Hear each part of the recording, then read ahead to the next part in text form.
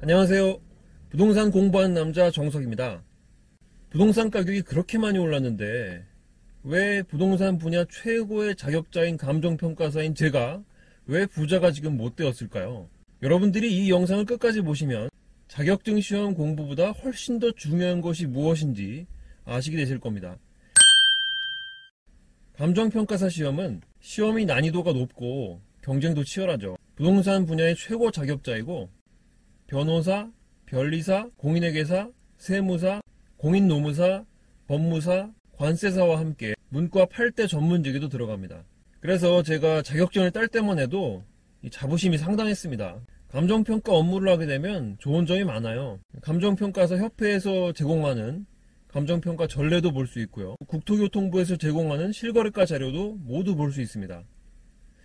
실거래가 자료는 밸류맵에서도 볼 수 있지 않나요? 네, 맞습니다. 밸류맵에서도 볼 수 있지만 그거보다 더 많은 자료를 볼 수가 있습니다. 밸류맵에 나오지 않는 자료들도 있어요. 공정한 감정평가 업무를 하라고 이제 국토교통부나 한국감정평가사협회에서 그런 자료를 제공을 해주는 거죠. 부동산 가격을 판단하는데 정말 유리한 입장에 있게 되는 거 아니겠습니까? 하지만 이 감정평가사가 되어서 이러한 혜택을 누리면서 열심히 일한다고 해서 자동으로 부자가 되는 것은 아니에요.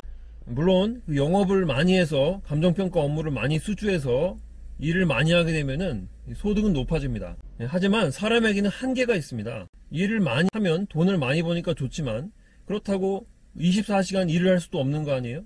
야근을 계속 할 수도 없는 거 아니에요?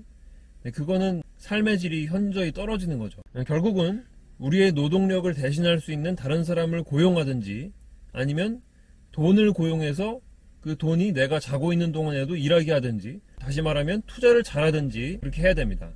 그런데 감정평가사의 특성상 영업을 정말 잘하지 않는 이상 본인이 스스로 또 일을 해야 돼요.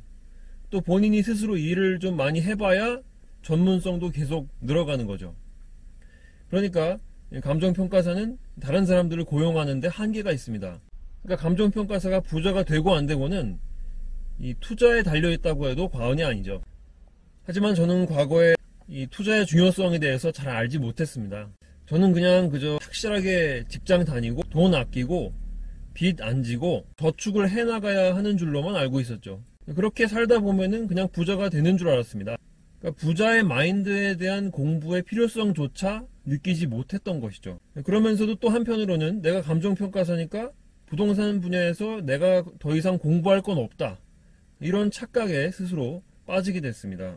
사실 감정평가사 공부를 하면서 인생의 모든 것을 걸 정도로 정말 열심히 공부했기 때문에 이제 부동산 분야에서 내가 알 건 거의 다 안다, 이렇게 생각을 했던 거죠. 그런데 바로 그게 함정이었습니다.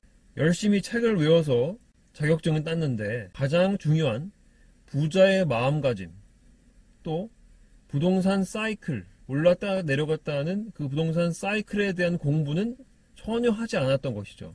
그럼에도 불구하고 부동산 분야의 최고 자격자다, 이런 자만심에 빠져 있었던 겁니다. 아무튼 이 빚을 지면 절대 안 된다, 이런 마인드가 있었기 때문에 감정평가 법인에 6년 근무를 하고 나니까 이제 현금이 한 1억 정도 모이게 됐거든요.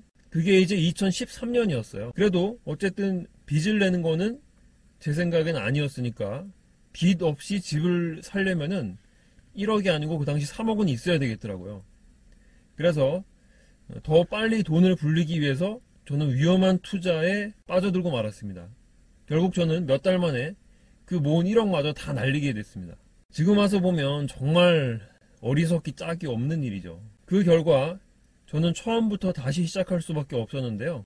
결혼한 후에는 그나마 공부를 이제 조금 하게 되면서 빚이 좀 있어도 내 집 마련은 해야 되겠구나, 이런 마인드로 그나마 좀 바뀌게 됐습니다. 그래서 나름대로 서울에 작은 아파트를 하나 사게 됐고 그게 좀 가격이 올라서 나름대로 만족스러운 생활을 하고 있었어요. 하지만 이번에는 저의 소득이 이제 많이 줄게 됐습니다. 부채가 점점 늘어갔고 부채에 대한 압박이 커지게 되면서 집을 팔고 싶은 마음이 커졌습니다. 일단 팔고 빚을 줄이고 전세 좀 살다가 다시 좀 기회를 봐가지고 집을 사면 되겠지, 이런 생각이었어요. 하지만 집을 팔고 전세 계약을 하고 나니까 바로 전세가 폭등하고 집값이 폭등하더라고요.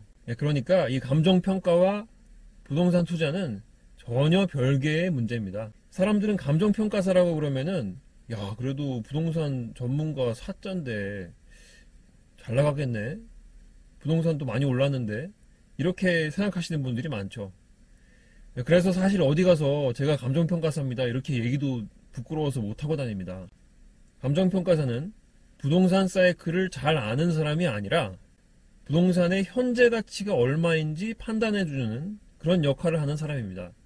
그러니까요, 여러분이 공부 많이 하셔서 감정평가사나 공인중개사 자격을 땄다고 하더라도 절대 공부를 다 하신 게 아니에요. 또 여러분이 그런 자격증을 굳이 안 따셔도 얼마든지 전문가가 되실 수 있어요. 진짜 공부는 따로 있습니다. 부자의 마인드를 배우시고 또 부동산 사이클에 대한 공부를 하시기 바랍니다. 그런 공부가 진짜 공부예요. 계속 책도 보시고 유튜브도 계속 많이 보시기 바랍니다. 제 채널도 구독하고 좋아요 눌러주세요. 오늘은 여기까지 하겠습니다. 시청해주신 여러분 감사합니다.